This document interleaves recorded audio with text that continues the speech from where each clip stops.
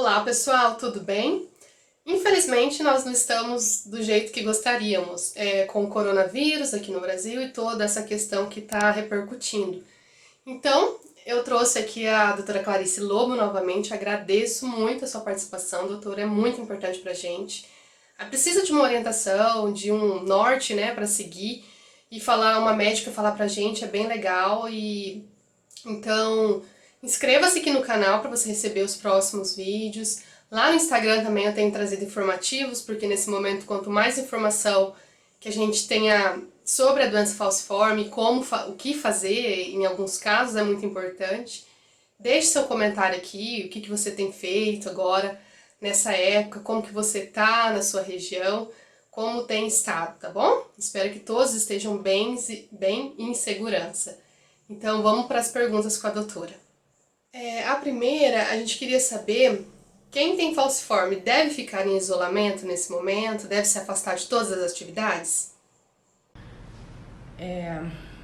Boa tarde, aqui de novo Clarice Lobo do Rio de Janeiro, com algumas demandas dos pacientes sobre coronavírus e doença falciforme. Nós sabemos pouco até agora da interação, entretanto estamos nos mobilizando porque sim, a pessoa com doença falciforme ela não tem a função esplênica, a função do baço, portanto, ela tem uma imunossupressão. Ela é considerada, então, como um imunossuprimido, fazendo com que indivíduos com doença falciforme, com coronavírus, estejam sob maior risco de desenvolverem formas graves da doença.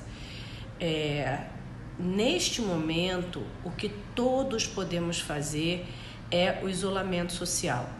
Quanto menos exposição em grupos, em transporte público cheio, em metrô, em supermercados, em cinemas, quanto menos exposição, melhor. Quanto mais o indivíduo puder ficar no domicílio, crianças, adolescentes, agora nessa fase em várias cidades do Brasil já sem aula, eles devem ficar em isolamento social. Cuidado com a autoestima e humor desses indivíduos, é claro, provendo jogos, livros.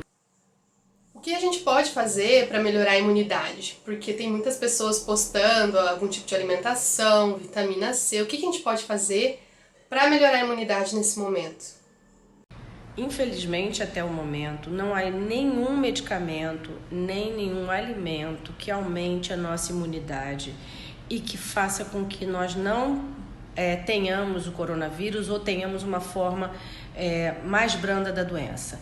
Qualquer coisa que se fale em contrário, até o momento, não tem embasamento científico. Portanto, o uso de vitamina C, o uso de algum outro remédio, as pessoas estão na internet olhando, outro dia chegou para mim o ascaridil, nada disso faz subir a imunidade contra os vírus conhecidos e nem muito menos contra o coronavírus. Portanto, a nossa maior proteção de imunidade neste momento é evitar o contato social, bloquear completamente a nossa mão de ir ao rosto na hora que nossa mão está em contato com uma área onde outras pessoas também, várias pessoas possam ter colocado a mão. Na residência, chegou na residência, tome um banho, troque de roupa, mantenha a mão lavada várias vezes por dia. O álcool gel é bom e ele é o meio que a gente mais tem na rua, mas dentro da nossa casa, qualquer produto de limpeza vai fazer o mesmo efeito nas superfícies, detergente, os produtos de multiuso, todos eles vão fazer a função de limpar aquela área. Caso, infelizmente, tenha sintomas parecidos com a Covid, que é o coronavírus, como uma gripe, uma sinusite, o que a gente deve fazer? Quais cuidados se deve ter para cuidar em casa? Haja visto que se a gente for para o hospital tem risco de contágio. Então, o que a gente pode fazer? Vai para o hospital, fica em casa? Essa é uma dúvida sempre presente. O paciente deve conversar com o seu hematologista as orientações para o manejo da dor no domicílio e ter os remédios básicos, como anti-inflamatório, dipirona, ou aquele que toma paracetamol, e o tramadol para uso, o tramadol ou a codeína para uso na escala da dor. A ida para a emergência nesse momento só deve ser feita quando a dor está num grau que o paciente não está suportando mais, porque a emergência é um local de contágio. Quando o paciente tem febre, a criança tem um aumento do baço, ou o paciente tem dor na região torácica, aí sim ele deve ir à emergência, uma vez que pode se tratar de uma complicação maior da doença falciforme. Aquilo que for possível ser manejado no domicílio deve ser feito. Aquilo que não for possível, você também é um usuário do serviço de saúde e também vai merecer atendimento, com certeza. No serviço de saúde, use máscara e mantenha o máximo de afastamento dos casos suspeitos de coronavírus. É claro que essa tarefa que eu estou falando não é fácil. Vai depender da organização dos serviços em manter os casos suspeitos afastados. Caso tenha febre, que é um marcador muito importante, dor torácica, algo que realmente precisa ir ao hospital, como a gente deve se portar, né? É uma dúvida também bem recorrente.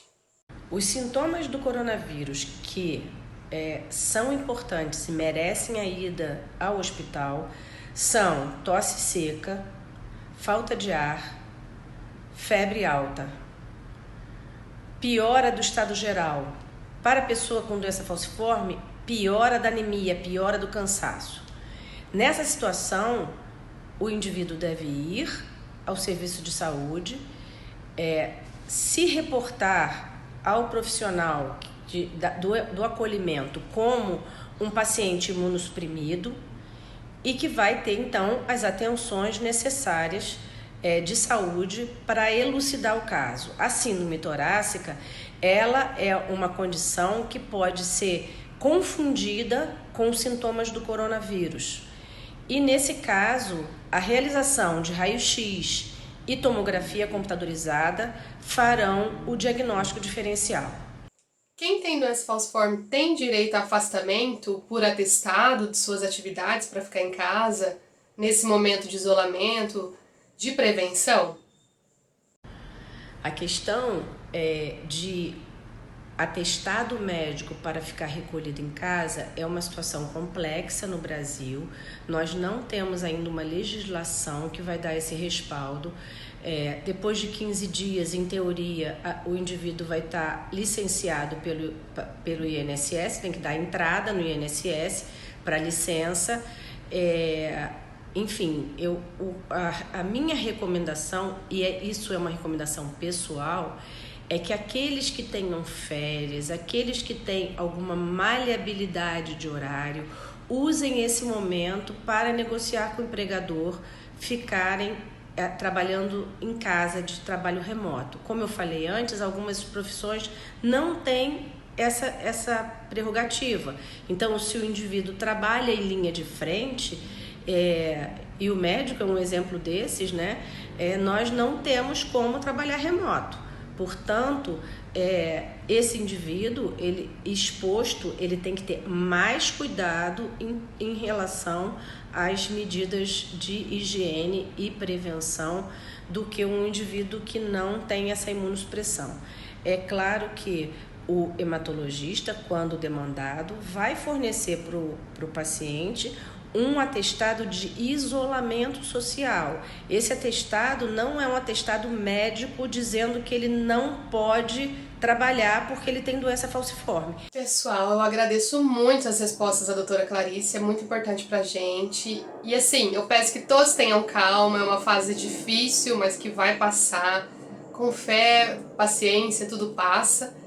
E eu tô junto com vocês, todos nós estamos na mesma situação. Espero que você esteja bem. Fortaleça seu emocional, seu espírito para passar por essa fase, tá bom? Até o próximo vídeo, compartilhe com seus amigos. Tchau!